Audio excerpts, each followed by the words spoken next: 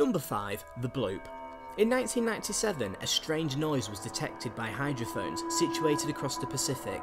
This ultra-low frequency noise, or bloke as it became known, was heard by listening stations situated over 5,000 kilometers apart. The bloke was so powerful that it's considered the loudest underwater sound ever recorded. As such, it caused a lot of debate as to what could have been responsible. One particularly creepy suggestion is that the noise could have come from a huge animal. Nothing known to man, however, could have made such a noise, and it's surmised that a gargantuan underwater beast could have been the culprit. This really is a chilling prospect. The National Oceanic and Atmospheric Administration, who were responsible for the listening stations, ruled out the sound being man-made, but concluded it was impossible to tell what was responsible.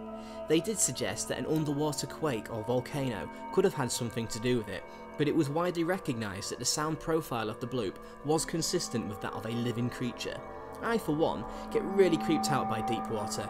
You just don't know what's lurking below. The thought of some massive beast lingering in the depths really does scare the crap out of me. Although now largely understood to be the noise made by an ice quake, many still believe that the organic nature of the bloop proves that there is something out there just waiting to be discovered. I'll let you draw your own conclusions. Have a listen.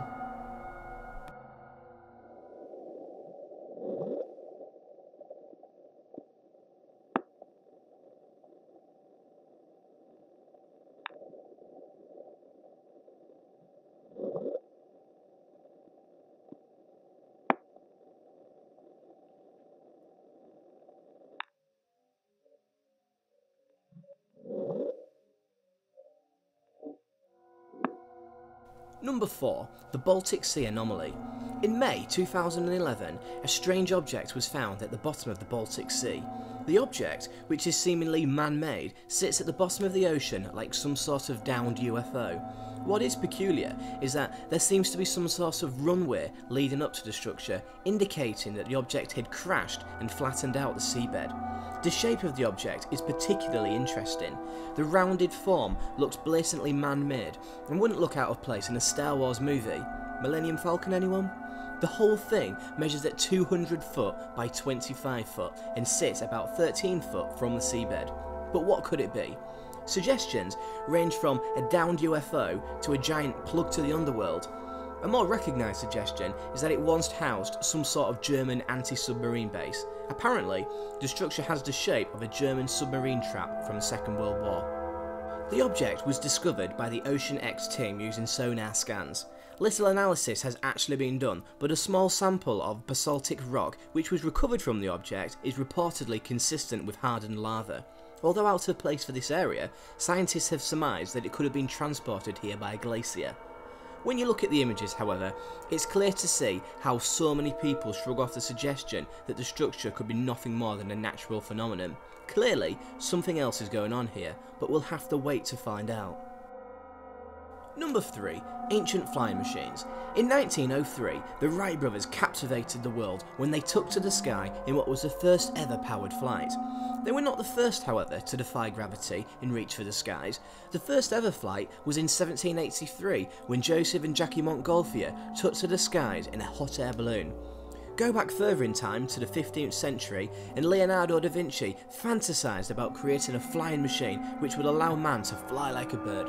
He imagined creating many machines, but unfortunately these ideas never became reality. But what if earlier flying machines existed?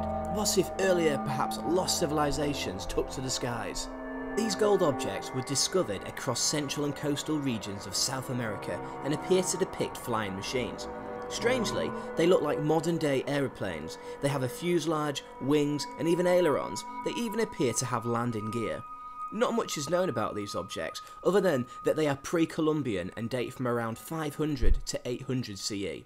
Although gold is incredibly difficult to date, these objects are over 1,000 years old. Archaeologists have compared these objects to insects and animals, but what animals do they really represent? Their resemblance to modern day flying machines is remarkable.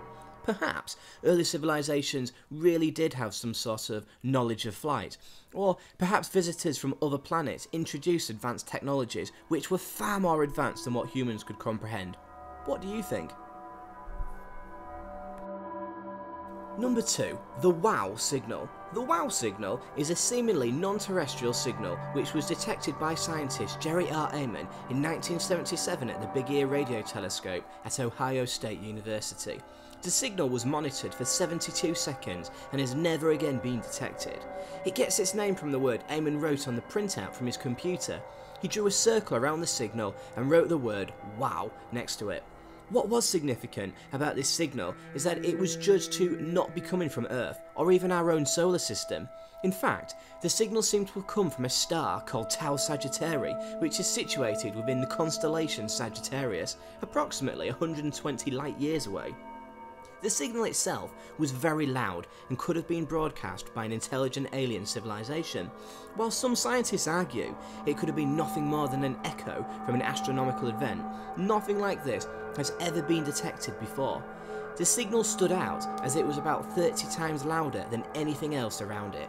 What is really interesting is that the WOW signal was broadcast on only one frequency. This is very unusual, as natural radio sources are spread across a range of frequencies. The signal then was very precise and deemed consistent with what would have been expected from an intelligent life form. This got scientists really excited.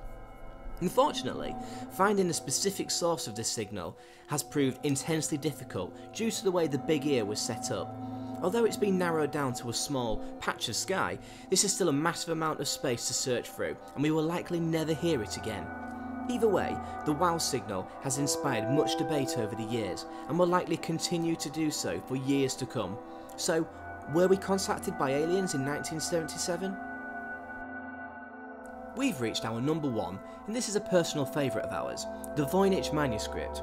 The Voynich Manuscript is a previously lost medieval codex which was rediscovered in 1912 by a Polish book dealer called Wilfrid Voynich.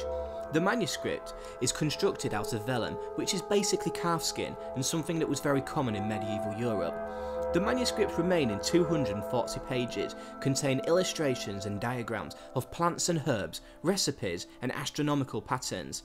This scientific text would not look out of place in any medieval botanist's collection. Nothing particularly unusual then.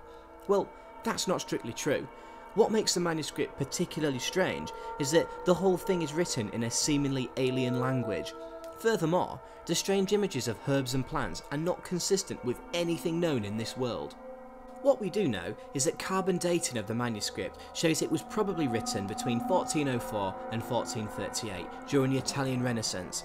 A note discovered within the manuscript, dated 1666, claims that it once belonged to Rudolf II, the Holy Roman Emperor. That's sometime between 1552 and 1612. Little more is known about the manuscript's history, however. The manuscript has been heavily studied by both professional and amateur cryptographers, including expert codebreakers from World War II. To this day, however, the text has never been decoded and the manuscript refuses to give up its secrets. One thing that is generally accepted amongst experts is that the manuscript is likely genuine and probably not a hoax. So what is the Voynich Manuscript? Well, nobody knows.